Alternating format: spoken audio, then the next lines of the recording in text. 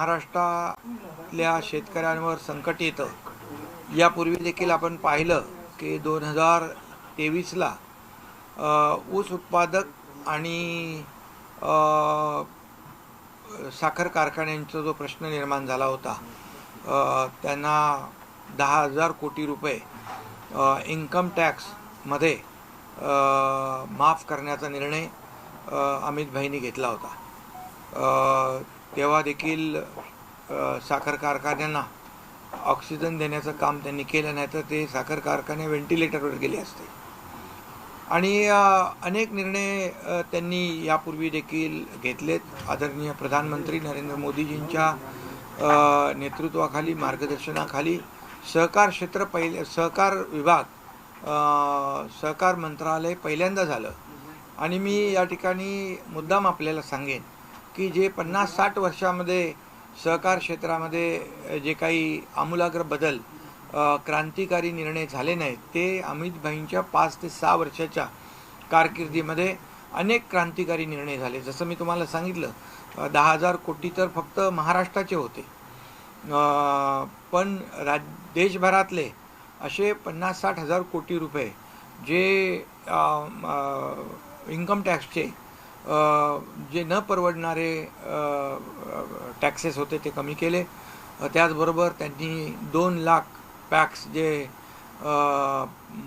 Primary agriculture cooperative सोसायट्या ज्या आहेत त्या सुरूही झाल्या, कम्प्युटराईज झाल्या, त्याचं डिजिटायझेशन झालं आणि त्यांना ताकद देखील दिली.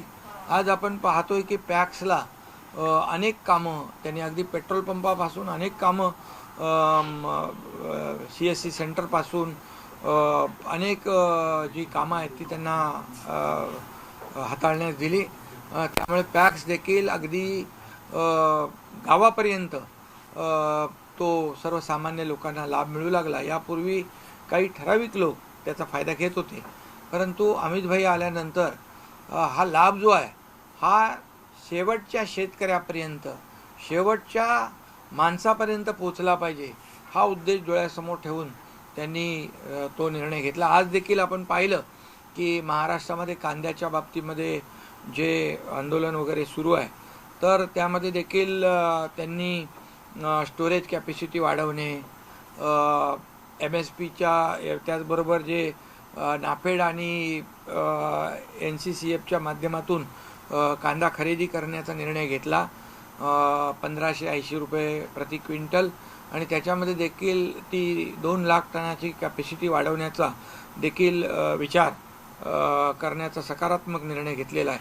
त्याचबरोबर स्टोरेज कॅपॅसिटी वाढवून त्याच्यामध्ये शॉर्टिंग, ग्रेडिंग आणि हे सगळ्या ज्या काही बाबी आहेत त्यासाठी देखील सकारात्मक निर्णय घेतलेला आहे. एक्साईज जी ड्युटी, जी एक्सपोर्ट ड्युटी आपण म्हणत होतो की एक्सपोर्ट ड्युटी आहे, पण तो एक्सपोर्ट ड्युटी देखील ती रद्द केलेली आहे कांद्यावरची.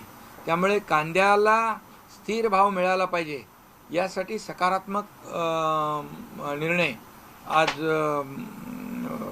अमित भाईंनी घेतलेले आहेत. त्याचबरोबर साखरेच्या बाबतीमध्ये देखील त्यांनी इथेनॉलचा जो कोटा आहे तो कमी झालेला आहे आणि पूर्वीप्रमाणे इथेनॉलचा कोटा वाढवण्यावर देखील सकारात्मक निर्णय घेतला आहे. त्याचबरोबर शुगर केनची MSP वाढवण्याचा देखील पुनर्विचार करू अशा प्रकारचा देखील निर्णय घेतलेला आहे. त्याचबरोबर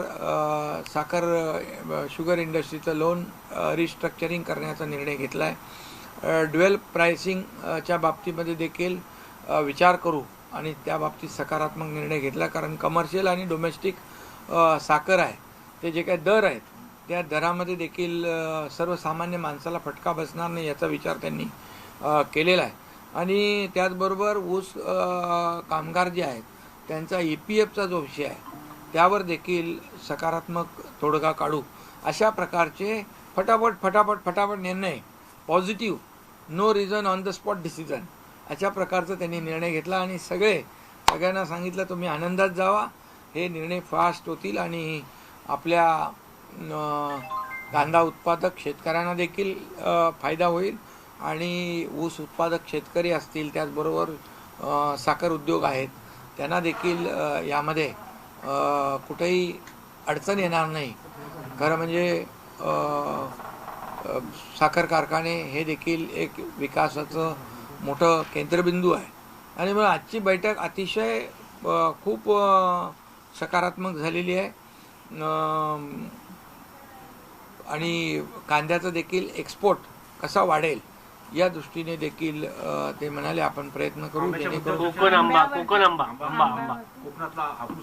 आंब्याच्या बाबतीमध्ये देखील जे काय आता काय सध्या नुकसान त्यांना होतं ते राज्य सरकारने निर्णय घेतलेला आहे त्यांना मदत करण्याचा आणि शेतकऱ्यांच्या मागे मग ते कांदा उत्पादक असू द्या, ऊस उत्पादक असू द्या, आंबा उत्पादक असू द्या, कोकणामध्ये देखील आंबा उत्पादकांचं कुठलंही जे काही नुकसान या हवामानामुळे वादळामुळे जे काही नुकसान होतं आहे तर तसं आपण ते बोर्ड पण केलेलं आहे